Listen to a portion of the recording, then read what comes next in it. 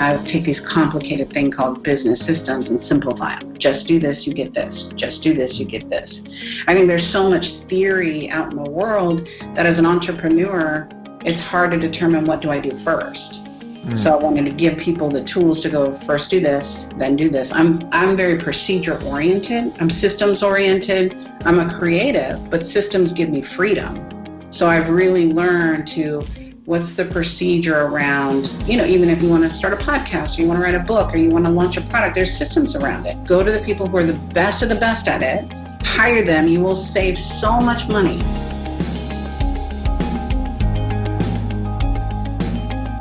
Welcome to the Secrets of Success podcast. I'm your host, Dr. Ken Keis. Well, I'm delighted with our guest that I just finished interviewing, Susie Carder, and C-A-R-D-E-R.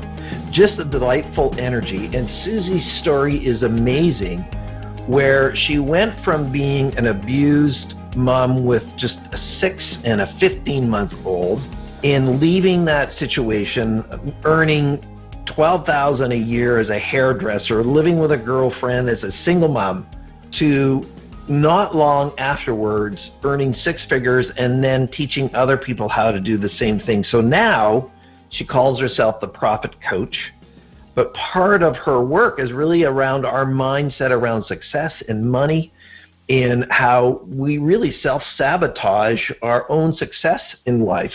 So fascinating story, and now Susie really has a brand new book coming out, and depending on when you're listening to this, it probably is already out, called Power Your Profits by Susie Carder. So make sure you get that. Now, one of the things we talk about is that clarity is so important for people to be successful. What do you really want? What do you really want? What is it that you want in life so that you can go to the next level? And so my encouragement is, this show is sponsored by CRG Consulting Resource Group. And we have our new e-course, What Do You Really Value, which is based on our Values Preference Indicator, our second most popular tool after the Personal Style Indicator. And my encouragement is I take you step by step through that course so that you have clarity. Now, this is your clarity. This is what you decide is most important to you, but we give you a framework, a system, a process, so that you can march through that, so that you know that you know that you know, and that you can make the right decision every time. And that is because you did the work up front.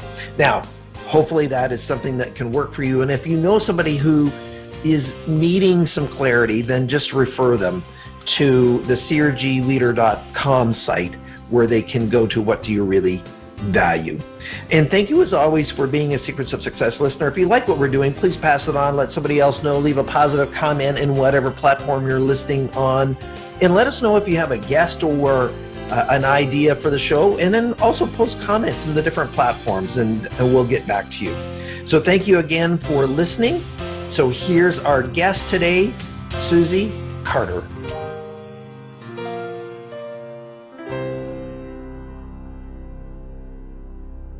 Welcome to the Secrets of Success podcast. I'm your host, Dr. Ken Keis. Well, I am so excited about today's guest. This individual rocks the media world, hundreds of thousands of followers, knows who's who in the professional development space. The fact that she would even come onto my show is just beyond me, really. No, I'm kidding. We are so privileged to have Susie Carder on our show. Susie, thanks for being on the show. Oh my gosh, Ken, thank you so much for having me. Thank you for the work you do in the world. I'm proud to be associated with you and aligned with you. Your contribution is huge, and I'm so grateful for what you're up to. Well, thank you, and kudos back to you in that area and how you help people sort of transform their life. And, you're a coach to businesses and entrepreneurs and really help individuals to think about this whole business about business, as well as mindset around money. And I want to get to that here in a little bit. But before we do, as we do on this, always do on the Secrets of Success, is to kind of get to know the story of our guest. And so, you mentioned in your sort of one sheet here that you were a hairdresser and had 2 little girls and really trying to support them and say, hey, I need to do something different. But before I just get to that, where was home for you growing up? I am a native San Diegan, born and raised, and I'm still here. I'm a survivor. You're a survivor. Well, you're close to Napa Valley, so what can I say? So that right. You're heading straight out there to wine country. And so what was home like growing up? So there was 9 kids: Bobby, Ronnie, Stevie, Terry, Joni, Shelley, Susie, Kelly, Debbie. 9 kids? 9 kids. My dad was in the military. My stepmom was a seamstress. So we grew up poor. And I don't mean the kind of poor, Ken, where we didn't know we were poor. You know, people go, oh, we didn't know we were poor. No, we knew we were poor. We're eating government cheese. We're eating seafood rations because my dad was in the military, so he'd bring those home. Those were our snacks, right? We were poor. Like, we shared everything. We had 1,200 square feet. We had 6 girls, 3 boys, 1 bathroom. I don't know if you know anything about girls, Ken, but 1 bathroom and 6 girls plus my stepmom, that's a lot of people in the bathroom. That is for sure. Obviously, the boys were heading outside, maybe some tree or something, to say please. Right. Please. Well, my parents were smart. A small house. We were not allowed in the house, right? It was like, go outside. You know, it's not, even my kids had a hard time getting them outside. Go outside, not allowed to come inside until it was dinner time. Which I see now as a parent, that was just their sanity technique. Get out, get away. Well, absolutely. And besides, kids that are outside are way more healthy anyway. So yeah, they understood that straight away. So after sort of high school, where did you go, or what happened to you then? Yeah, so I have, having 9 kids, my dad's philosophy was when you're 18, you move out, get married, get a job, right? So I'm like, I can do this. So at 17. Sure, we could prescribe you to get married at 18, and they can do that as a parent. I'm very coachable. So I moved out at 17, left a note for my parents because we're busy. They're busy. I left you a note, moved out like such a little rebel, lived with a friend of mine. Then I moved in with 5 guys and my girlfriend roommate. We shared a room. Just went back into the chaos, but learned to, take care of myself. Got married young. I met my husband, who was just beautiful. Just, what did I know about finding a husband? We weren't taught that as kids. He had a checkbook, he had a car, and he had muscles, Ken. That's what seemed like a good husband at 18. That's a 3-item checklist. Right. So growing up with all those kids, I did grow up in a very verbally abusive and physically abusive home. So not really being taught how to choose a husband, I chose what I saw. If you were yelling and screaming and hitting me, that must be love.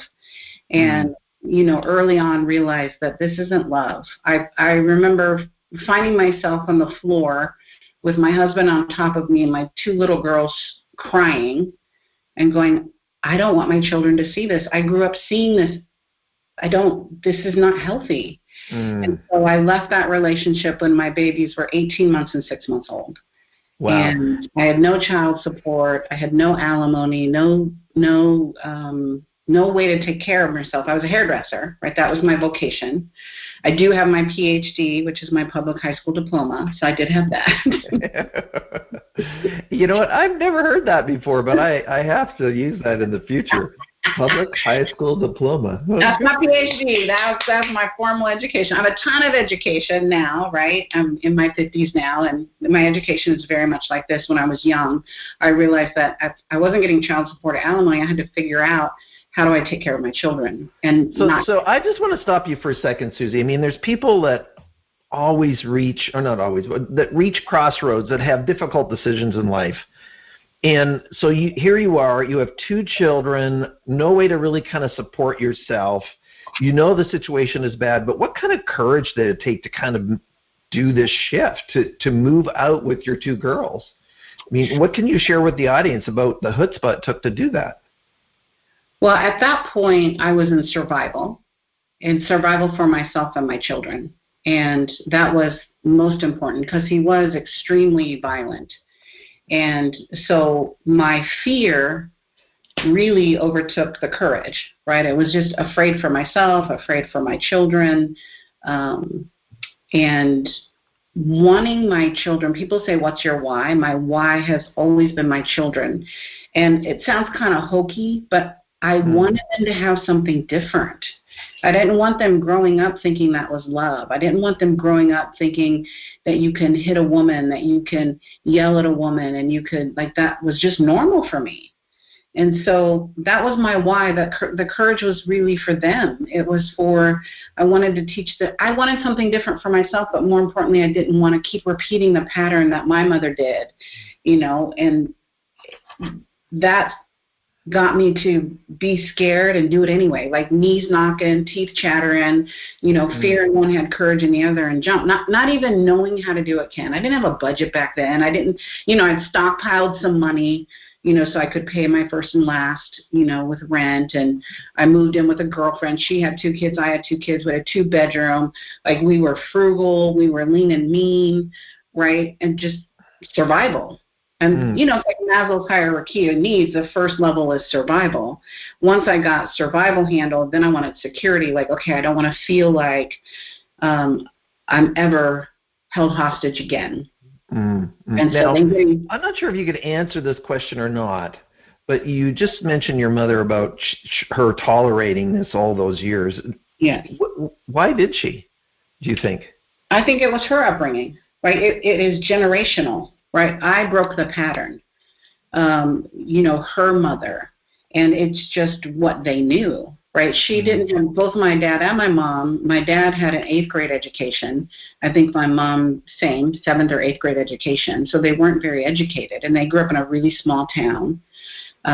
He was 18 when he married her, and she was 14 or 15 when she had my sister. So they were babies having babies, and and I think it was just what they learned. They didn't know. My dad went into the military young. I'm as much as my childhood was horrific, there was gifts that were wrapped in sandpaper. There were gifts that came from that. He, as he got older and more mature, he took care of his family. It might have been violent. It might have been screaming and yelling, but all of us were taken care of. We had a roof over our head, right? We had food on the table. They did what they could do. Now, I'm going to just say, Ken, that took me a lot of time and a lot of therapy to be able to just see the love that they did give us versus just the abuse that occurred. But there was in the way that they could love, right? I'm going to food, shelter, clothing, you're handled. That was love for him. And then my biological mom, which, I wasn't raised with her, she never got out of it. She stayed in abusive relationships. She stayed an alcoholic. She, so for me, I'm proud that I got out. I'm proud that I'm not living that life. I'm proud that my children don't live that life. That was my why. That was the reason to go, wait, I want something different.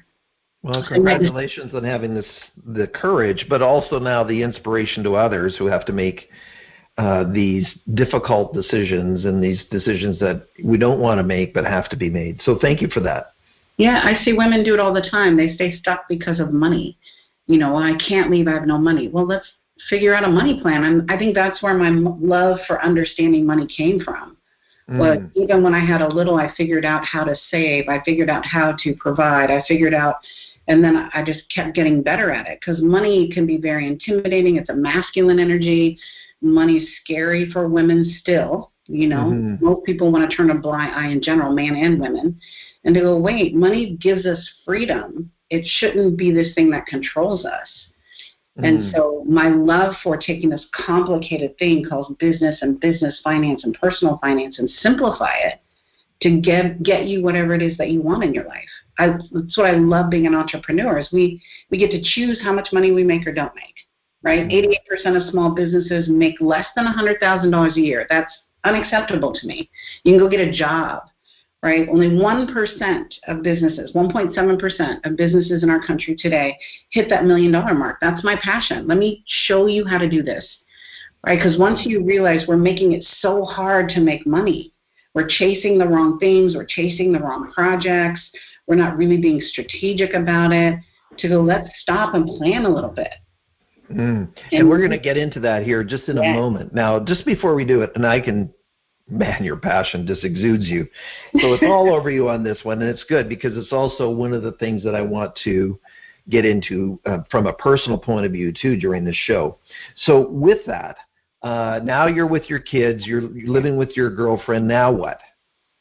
So now I start making money. I was a hairdresser. The average hairdresser made $30,000 a year at that time. I was making about $12,000.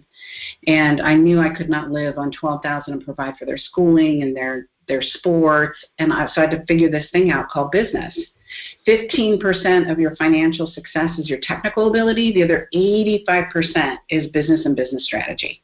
So I started learning. I became a avid learner. I am a lifelong learner. I couldn't afford a coach, right? But I'd go to the bookstore, and I couldn't afford to buy all the books. So I would take my kids, go to the bookstore, read a book, take notes. They would be reading books. Like we'd sit in a little circle at the bookstore, and I was just a student of what do I need to do to make money now, which all was marketing. I had to get in front of the right people. So very quickly, I hit that six-figure mark, and then I went. Now, how'd you do that? Were you still a hairdresser, or? Still a hairdresser. Still a hairdresser. Stacking, packing them, racking them, churning them, burning them, getting them in, getting them out. So you were just more productive, higher-end clients. So you were still a solopreneur at this time. Still a solopreneur. Yep. So all my clients, Ken, were chemically dependent on me. I really only a hairdresser could say that. Really. Only a hairdresser. It's funny. Right. That's right. Exactly. So I was working 3 days a week doing $250,000 a year as a hairdresser. And I started working with Paul Mitchell because I got bored and said, hey, I want to teach people how to do what I do. Like the average person makes $30,000 a year in this industry. I'm doing $250,000 a year and I'm working part-time. Can I share? Right. So let me just stop you for a second. You're with your girlfriend. You're making $12,000 a year. How long did it take you to move into this six-figure world? It took me about a year and a half. So it was pretty quick, actually, if you think about it.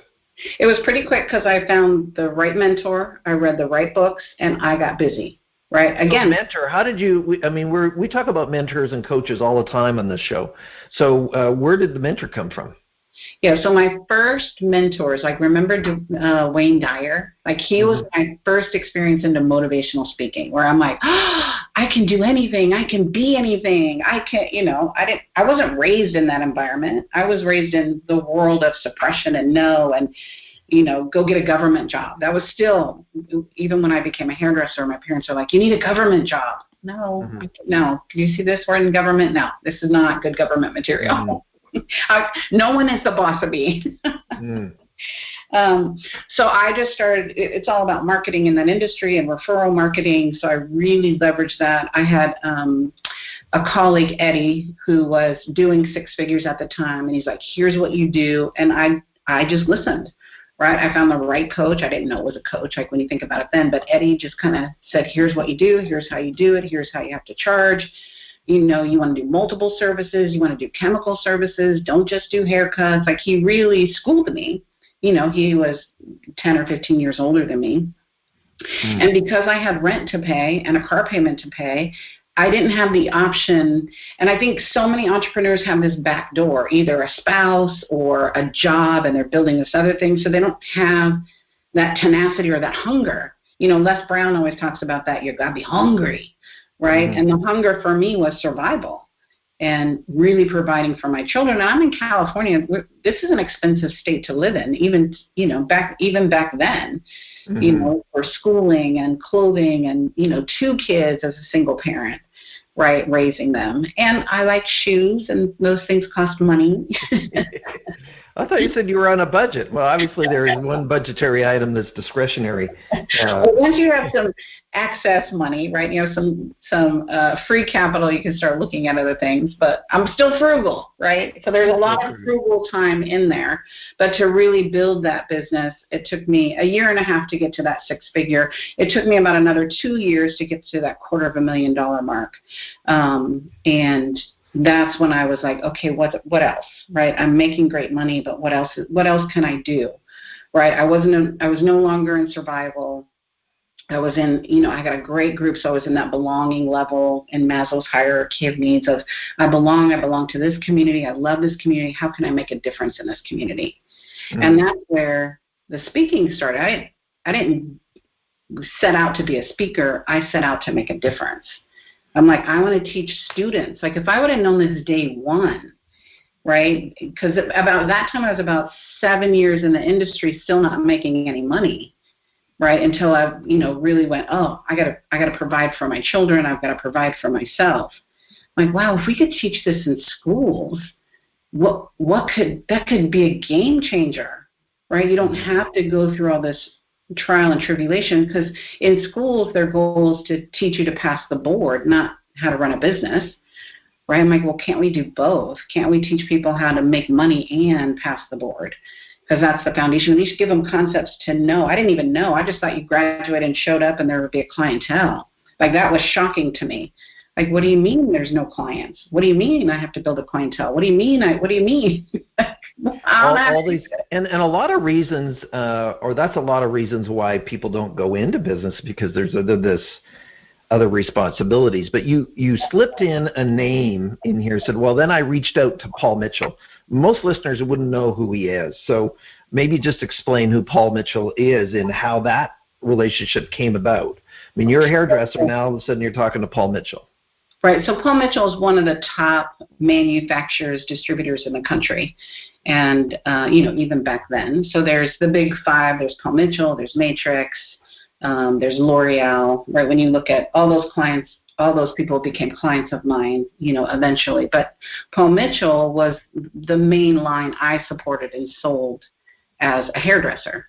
So, and as a hairdresser, my average retail ticket was 5 times what the average hairdresser's retail ticket was. So that caught the attention of the distributor sales consultant.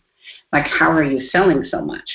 Well, I'm getting 10% commission on everything I sell, so that's free money to me, right? So again, I'm looking at multiple revenue streams, from my referrals to retail items to chemical services, right? To go, how do I, again, pay for my lifestyle and pay for my children? And started working with Paul Mitchell as a sales rep. They're like, yeah, come be a sales rep. You can teach them all you want and sell some product. Teach them how you sell and sell some product. I'm like, oh, okay. So I quickly, still doing both, right? They could not, I'm not going to say obviously. So they could not afford to pay me $250,000 a year. So I kept my hairdressing job and then did that part-time, being a sales consultant, and grew that territory to over $1 million in sales, which was awesome. So quickly increased that territory, that share, and I did it through education, right? My job is to educate people. Their job is to choose whether they're going to do it or not.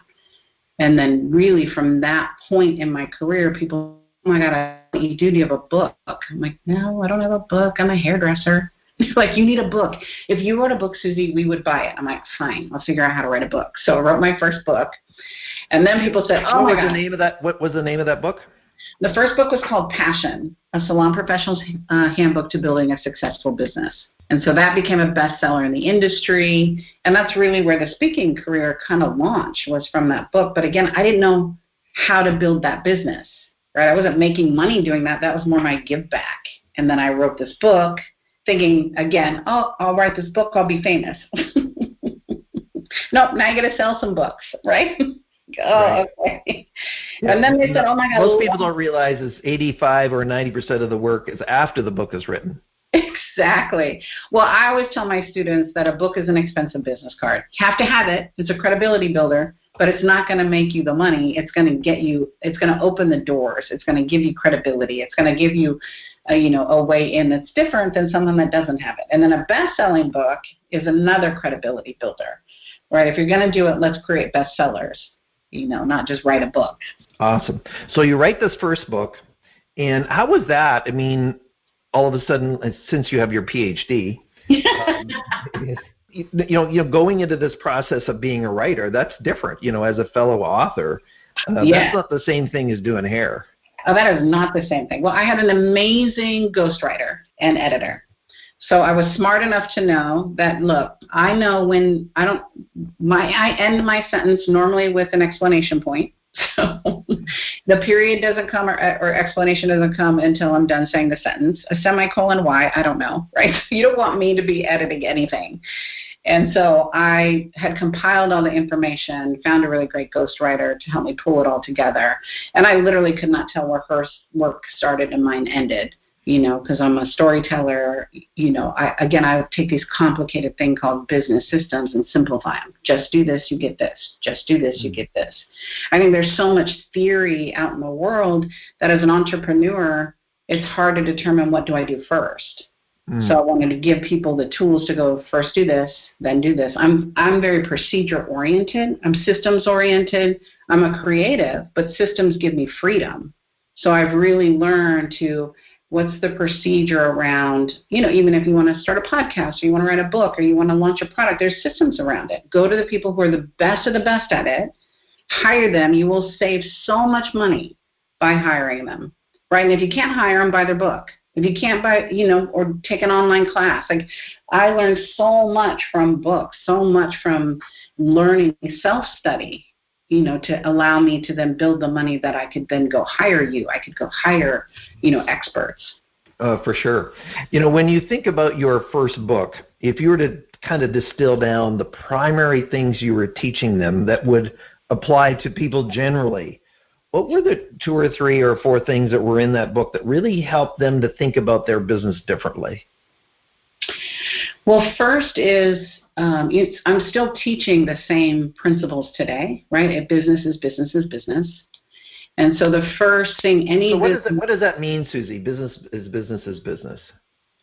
Well, everybody has different costs associated with their business, but we all need customers. We all need market share. We all need an ideal client. We all need a financial plan and a sales plan, right? We all need organization and operations. It's just, what are the indicators that your specific niche needs you, right? So in my business now, I've got a fencing company, a construction company, a manufacturing company. I work with speakers, authors, writers. I work with doctors, right? So the professions are across the board. What's in common is their leadership and their mindset. Right? So the first thing you put together when I start working with a client is I work on their financial goals, is what do you want to create? From the financial indicators, I can then create the marketing plan. I can then create the sales plan to go, okay, if we want to do $1 million, what are we selling? And is that priced right? Is it not priced right? So many people, and what's frustrating about the market today, Ken, is so many people are going, let's put a low-hanging fruit together, like $49 product, $29 product. Well, do you know how many $29 things you have to sell to get to $1 million? And do you know how many $29? Do you know how many people we need to find that are qualified? I think people are trying to find leads versus just qualified leads. I'd rather have less leads and have a more qualified lead than just trying to speak to everyone, right? So it's getting really clear, like, who wants what I have? Who is that customer? For me, I'm a little more seasoned. I'm just going to say that out loud. I'm a little more seasoned, so it's not just about money for me. For me, I want to belong in someone's business. I want to make a profound difference in the world, in their business, and in their life, right? I want to love the people that I work with, right? I want them to love me, right? I want to get excited when I see Ken's name on my book, like, oh, I got to talk to Ken today. I'm so excited. Versus we've all had that experience of like, oh, I got to talk to Ken today, right? Nobody wants that kind of. I know. Right, I don't think those people are listening to this show this very moment, but. All money's not good money, but you got to be seasoned to know that, right? Because in the beginning, you're just like, I got to pay my bills. And there's nothing wrong with that. But then let's get really clear, who is that ideal client for you?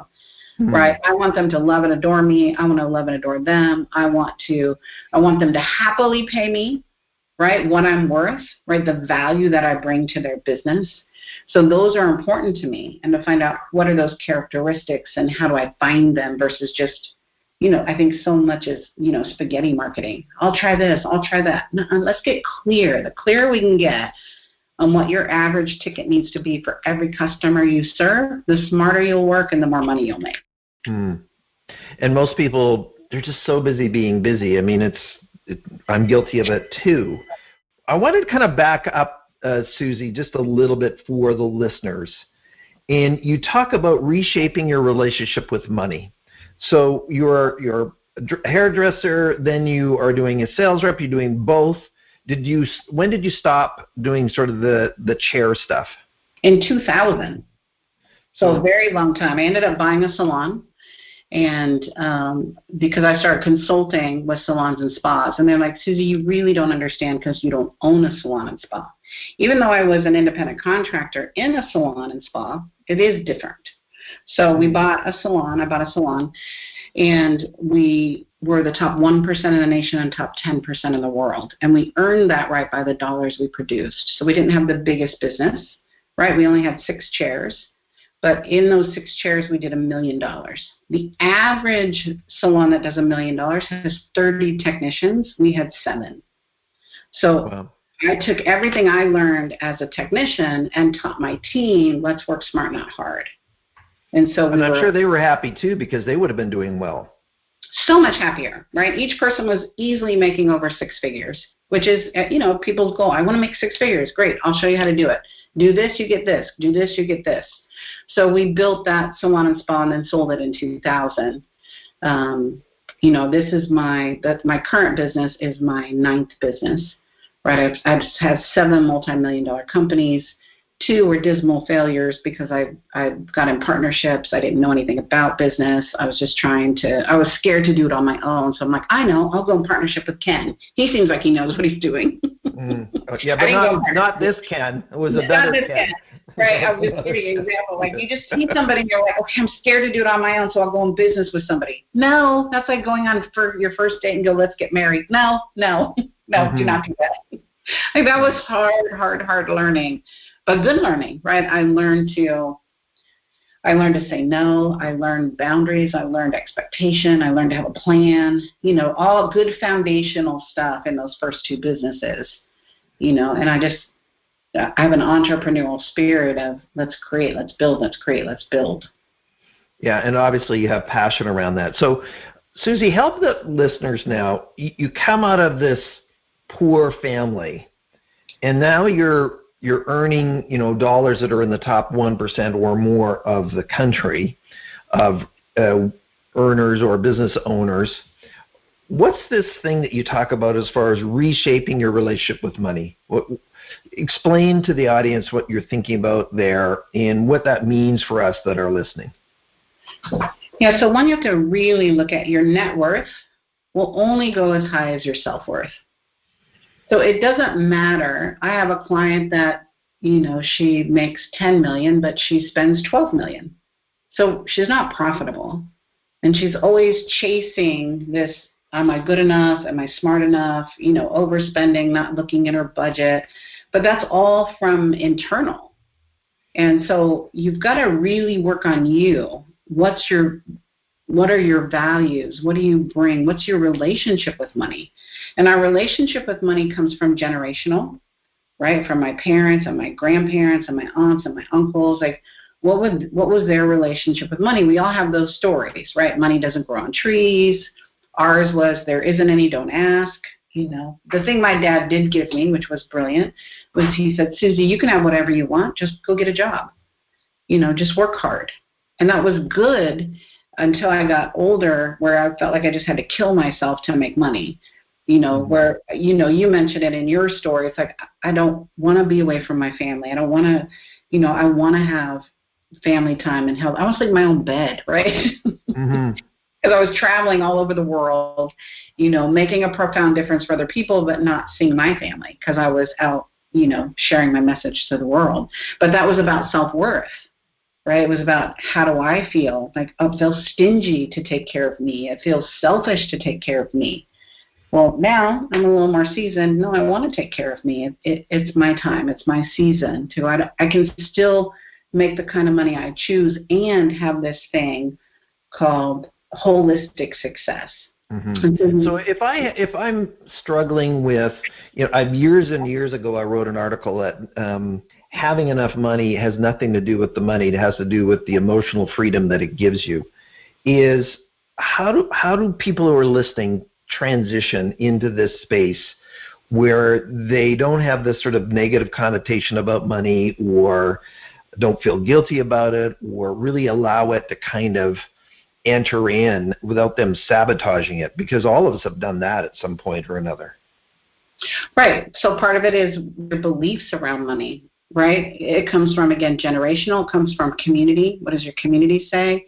There's that saying, you're the sum of the 6 people you hang out with. Who are you hanging out with? What's their beliefs around money, right? It comes from environment. It comes from your education. And so before we can even pivot this conversation is I need you to look at the hard reality of what's your relationship with it. Do you avoid it? Do you embrace it? Does it come to you? I had to completely shift and create a money mantra. Every time I get a bill in, Ken, I say a prayer as I write the check, and I bless the bill. Every time I get money in, I say that same prayer. It's just part of what I do to bring new money in and to serve my community as money out. Right, so I'm very conscious of my belief systems around money, what conversations I'm having about money. And then you start really looking at, well, what's blocking you, right? Where are your blocks, right? That's that emotional entanglement that we have. And until you get to the root cause of that, I can teach you to make $1 million, but you'll spend $1,000,001. We've got to look at, well, how do I want to create your wealth? Right? Wealth isn't how much money I bring in. Wealth is how much money I save and take care of my future inside of. What are some of the blocks that you come across as a coach that are out there that might apply to the listeners today? Oh my gosh, not even as a coach, just in myself, right? So, some people have beliefs around rich people. Rich people are corrupt, rich people are greedy, right? There's a worthiness around money. Do I deserve more? Do I deserve to be wealthy? Right? Wealth is for, greedy people. Some people have taken a vow of poverty unconsciously, right? If the people that are raised in churches, there is that vow of poverty of, not knowing. It's all unconscious. Most of this is unconscious. So our job is let's get it to the conscious. Guilt around money, right? And wanting more, like it's wrong to want money. Right? Scarcity, there's never enough money, there'll always be a lack, I'll always be in debt. Most of this is unconscious conversations. So if I can bring the unconscious conversation to the conscious, now we have something to deal with.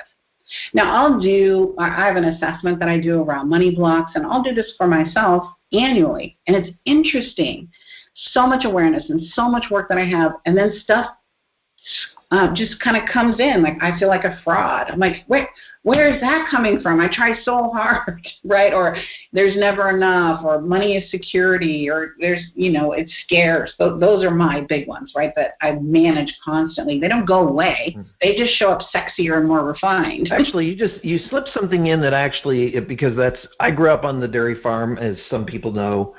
And of course there was, what do you think, money grows on trees, and we always survived, but it was always this kind of survival thing. But you just slipped something in there about money security.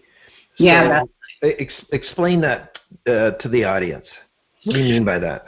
Well, each of us will have your own. My nugget is when I really start getting clear, what does money mean to me? Money to me means security. Because I grew up in a household that it was never secure. There was never money. I got in a relationship where I wasn't taken care of. I wasn't taking care of my kids, didn't take care of me, right? So I'm like, okay, I never want to be in that position again. So how do I manage that? Well, I make more money. I've got to save money. If I'm secure, then I can make choices that are different than being in a relationship where I'm held hostage around money or circumstances. So you want to look at, that's my root of going, why is money important to you? Right? Money gives me freedom. That's, for me, gives me freedom and gives me choices. Right? So it's just dirty paper. We all know it's dirty paper. But what is that paper doing for you? My kid's life is unrecognizable. My life is unrecognizable by the choices I could make because I had financial resources, because I created this financial abundance around me. So I think it's looking at, is yours being afraid of rejection, right? Because being afraid of rejection is a money conversation, because you won't have straight conversations with clients because you don't want them to tell you no. Well, we all know, you were a sales trainer, you got to get 10 no's to get a yes. But when that's your fear of rejection, you just don't say anything. Like, I'm not really going to invite people to play. I'm not really going to sell people because I don't want them to tell me no. It's like we talk this really good story and we're passionate about what we do, but we never ask for the sale. That's all about rejection. That's not just sales conversation. It's about not wanting to be rejected. And that all boils down to money, which is crazy. And when you know this, you can make better decisions, right? So money mantras, I have a money mantra that I read, that I live inside of. Budgeting, and I love budgeting. Budgeting's fun. Now, when I first started, no, budgeting's not fun, but there's no fun in that. But I retrained myself. Like, it allows me freedom to see and choose, right? It's like if your bills are, let's say, $5,000 and you have no recollection of what you spent the $5,000 for, you're not living inside of your reality. You're living out of the expectation of what society wants you to have. Right? There's good debt and there's bad debt. Good debt is I know what that was for, whether it's debt that's helping me make money. You know, a house is a good debt because that's an asset, right? Those shoes you bought, 6 months ago that you never wear, not a good investment if you put it on your credit card. Yeah, not so much. Right. Not earning anything. So I think when you can get really clear on what are the limiting factors and the limiting beliefs around money, then we can recreate what do I want it to be. Now, Susie, I don't want to miss the opportunity to make sure that people know about you have a new book coming out. I do. In fact, by the time this show airs, or they could be listening to this in 2032, is what's the name of the book and what is the core content that people can go ahead and get it? Love it. So the book is called Power Your Profits. It's how to take your business from startup to 10 million. And I've done this several times for myself and for my clients. And I'm a systems girl, procedures girl, very creative, but I realized that structure gave me more creativity. And I always want to know, like, what's step one, what's step two, what's step three, so that I know, do I focus on this right now or do I focus on this right now? And so it's the pathway of how do you build a multi-million-dollar company. I want you in the 1% club. Right, 1.7% of the country hit that $1 million mark. That's where every entrepreneur should be, and that's gross sales. That's not take home. So first, I got to get you grossing $1 million, and while we're doing that, let's put budgets together to go, how much do I want to provide for my family? So I look at 15% of our financial success is our technical ability. The other 85% is what's in the book. So you are phenomenal at your vocation. Whatever your vocation is, you're the expert in that. But I'm the expert in building business. So let me help you with the 85%. You be good at your 15% and be amazing at that, because we have to be amazing at it. I have to be an amazing speaker. I have to be an amazing writer. That's my vocation. My business acumen, that 85%, right? Let me work on that. If I could tweak a couple areas in the 85%, whether it's putting your financial plan together, putting your marketing plan together, putting your sales plan together. Businesses, like, remember when you were in school and you had lockers and you had a combination lock, Ken? Mm-hmm. Yeah, I remember it. Remember, and if you had one tick off, that sucker would not open. It would not. You'd have to do it like 5 times, especially when you were learning the combination. Well, that's business. One tick off. The money's not going to come. If you could do all the right things and not do them in the right order, not be focused on the right things, and you're not going to make money. We've all seen it with entrepreneurs. 80% of entrepreneurs fail in the first 5 years because they don't know the combination of business. Power Your Profits is the combination of business to building a multi-million-dollar company, to build a legacy for you and a legacy for your family.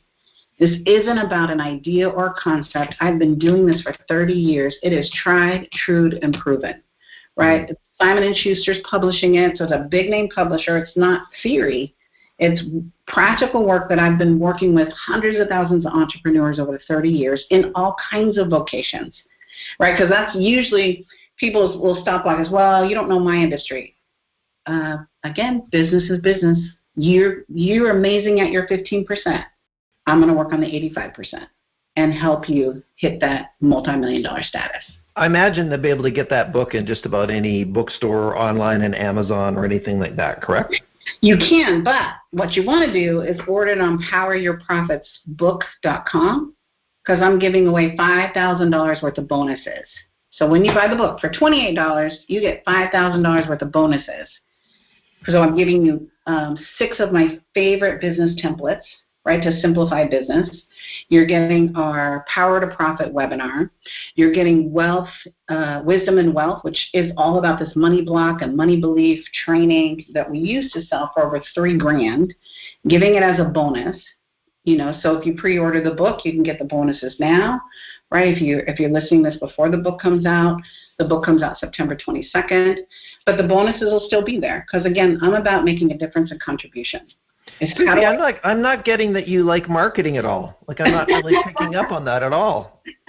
I'm just passionate about helping people. Let me help you. Oh, man, you're in the zone. You're in the zone, Susie, for sure. I love what I do. Like, I feel like a kid in a candy store. Like, let me help you. I think because it was so hard for me, Ken. There wasn't, back in the day, again, I'm seasoned, right? People weren't telling you the how. They were giving you ideas and concepts. I don't need an idea. We all have ideas. I need the it. Just tell me what to do, and I will do it. I'm a good student. Right? Don't leave it, because I find people just have a hard time making the connect from the idea to the solution. So let me give you the solution. And right? I think some entrepreneurs feel alone too, and some are even, and myself included, you're embarrassed to ask, is almost to admit that I don't know what I'm doing. Yeah. I'm good at this. And so I think we want to kind of let go of those insecurities. We've all been there. We've all had these moments where we said, well, what next? What right. next? And who's coaching the coach, right? Mm-hmm. So I'm sure you have business coaches that you use as resources, right? I have 3 financial coaches, 1 business coach, a personal trainer, and a personal development coach, aka therapist. Right? I'm playing a big game in the world. The bigger you play, the bigger you fall. So if I'm going to fall, I want people around me that can help me, get back up, help me to get, to leverage what I'm doing. In 2007, I don't know if you remember 2007. But I remember 2008 actually was kind of when it hit us. So yeah. That was probably the most humbling experience, and I've had a lot of humbling experiences in business. But I was heavily leveraged in real estate. My assets were in the market. We had just sold our business, for millions to Keis Publishing. And so a lot of our assets were tied up. And when the market crashed, I crashed. And financially, my marriage of 17 years didn't withstand that crash, right? I could not go back into my industry, in the beauty industry, because I sold that to Keis Publishing. So there was a non-compete that was still going. And I was lost and devastated. And I remember being on the floor, Ken, crying. And not like why me, not like a pity party, but just thinking, I don't have another 20 years to rebuild this. And I've been a good steward. I did all the things right. I listened to coaches. I saved money. I had multiple income streams. I leveraged. I thought I was doing all the right things that my advisors were telling me. And the reality, nobody knew the shenanigans that was going behind the scenes, not us lay people. Right? That wasn't my world. That, we trusted our advisors, and I learned a lot in that experience.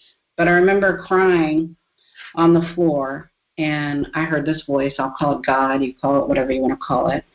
And because I was saying, why? Well, I don't even know what to do. I can't do this. I can't do it. And I heard this voice that said, I will never leave you, and I will never forsake you. Get up. You know what to do. You know money. Go make money. And so, I pulled up my big girl panties and went, okay. I had 2 clients. I had John Asseroff and Lisa Nichols. I said, okay, I'm going to work on their business. I'm going to hunker down, and I'm going to turn this around. Right? So 2 contracts, started working with those 2 clients. Right? John, I worked for about 1.5 years. Lisa, I ended up working with her for, she's been a client for nearly 20 years. Because I keep making her money, right? We just keep pivoting our relationship, and how do we do it differently? And so it didn't take me 20 years to rebuild, because I had learned the system of money. You figure it took 20 years. I've been doing this for 30 years, right? Business for 30 years. But that first 10 years, you don't know what the hell you're doing. You're just trying to figure it out. But the next 20 years, I understood business, build a business, right? Here's what you do. And so I did that for Lisa, I did it for John, and then I started building. I took over Lisa's company. We built a $10 million company. We took that company public, just raising money and to build that enterprise for her. And it took me about 5 years to recover what I lost because I knew what to do. So it doesn't have to take you. When you find that right mentor, like it's got to be your people to go, that's my person. That's my, I think that person can guide me, help me. You want a coach that's willing to tell you what you don't want to hear, that's willing to show you what you don't want to see, so you know you can be the person you can be. My coaching isn't about me. I don't want to create Susie zealots. I want to transform Ken's business. I want to transform Melanie's business, Melissa's business. Right? I want to transform people's business so that they're leaving their legacy for their children, their grandchildren, their community, whatever they want to do. And we should be paid handsomely for it. And so absolutely. I'm proud to say that I've been knocked down several times. That was one of the biggest knockdowns. You know, well, we've all had those moments. I mean, I had somebody conned hundreds of thousands of dollars from us, and it was all a scam. Yeah. And sometimes I wake up in the morning and say, how stupid can you be? And I said, well, I'm stupid with the other people who lost millions as well. That's why they call them con artists for a reason, right? Yeah. So we've all had those moments. Now, Susie, if you could believe it, we're already at the end of our show. And where did the time go? Of course, it's just a natural conversation. So first of all, before we kind of get into your wrap-up of words of wisdoms, leave all the places that people can find out about you and the book site again. Perfect. So the book site is poweryourprofitsbook.com. That's plural, poweryourprofits, plural, book.com. Or you can find me by my name, Susie Carder, and it's C-A-R-D as in dinero or dollar, E-R. On my social handles, it's my name, Susie Carder. I'm the profit coach because my passion is to help people with their profitability. So if you just type my name in, I'll come up for you and you can connect. I've got some juicy free resources for you on the website so that you can, sample, taste to go to, am I your person, right? Can this woman help me? Does she get me? Does she get what I'm up to? Benjamin Franklin said, take the coins from your purse, invest them in your mind, and your mind will fill your purse overflowing. And so that's been my philosophy from the day I left my ex-husband was I'm gonna make lemonade, right? I could have been a victim. I could have stayed, struggling, and I chose something different through my education. It's not a traditional education. It's, I went out there and figured out what could I do and just take the step forward. What do you need next? What do you need next? And find the people. You found Ken, right? You found Dr. Ken. Find those people that you resonate with that can help you to your next, whatever your next is. Well, Susie, thank you very much for hanging out with us today. Thank you for having me. I appreciate you. I appreciate you, and you are welcome, and it's a pleasure to have you. So, Secrets of Success listeners, Susie Carder with a D. So, C-A-R-D-E-R. Go get her book, poweryourprofitsbook.com. When we think about our lives, all of us at some time or another have had to deal with this money mindset and area. And as Susie said, we don't want to talk about it. We want to avoid it. It was true in my house as well, where it was all arguments about it. And yet, at the same time, there are people out there who are being successful. They're no smarter than you. They've just figured out the systems, the processes, got mentors, shifted the mindset, got rid of the stuff that was blocking them. So as always, thank you for listening to Secrets of Success. If you like what we're doing, please pass it on, share it, let somebody else know about it, leave a positive comment on any platform, and let us know of somebody who would be a great guest. Thank you for listening, and I'm your host, Dr. Ken Keis.